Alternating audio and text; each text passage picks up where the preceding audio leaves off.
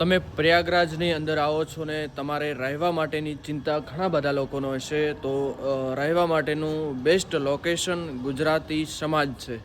તમારે ક્યાંય ભટકવાની જરૂર નથી. તમે રેલવે સ્ટેશન ઉપર ઉતરો છો કે બસ સ્ટેન્ડમાં અંદર ઉતરો છો તો ઓટોવાળા તમને ઘણું કહેશે કે અમે તમને સારી ને સસ્તી હોટલો બતાવું, પરંતુ મારા મંતવ્ય મુજબ તમે ગુજરાતી સમાજ જે આપણી હોટલ છે ત્યાં જ જજો. સસ્તું અને સારું બેસ્ટ રૂમ, બેસ્ટ ક્વોલિટીના તમને અહીંયા રૂમ મળી રહેશે. અને અહીંયા જે સંચાલન છે આખું ટ્રસ્ટ દ્વારા ચાલે છે, એટલે સરસ મજાનું અહીંયાનું ટ્રસ્ટ છે. જો તમે સંગમની નજીક પણ થાય છે અહીંથી લગભગ સંગમ 4 કિલોમીટર જેટલો થાય છે, એટલે બાકી તમારે ક્યાંય ભટકવાની જરૂર નથી. પરંતુ તમે જો પ્રયાગરાજની અંદર આવવાનું તમે પ્લાન બનાવી રહ્યા છો તો કોઈના કહેવા પ્રમાણે કે ઓટોવાળાને તે ન જતા, પરંતુ તમે ફાઇનલ ગુજરાતી સમાજની જ અંદર જજો, કારણ કે સસ્તું ને સારું તમને ક્યાંય રહેવાનું નહીં મળી રહે.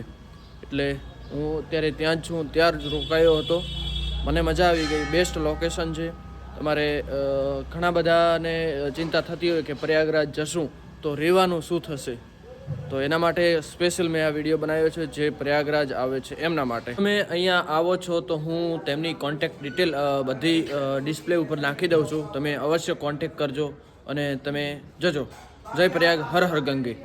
मन पावन हो गंगा में डूब नहाए, मन रावण जो लहरों में खून बहाए।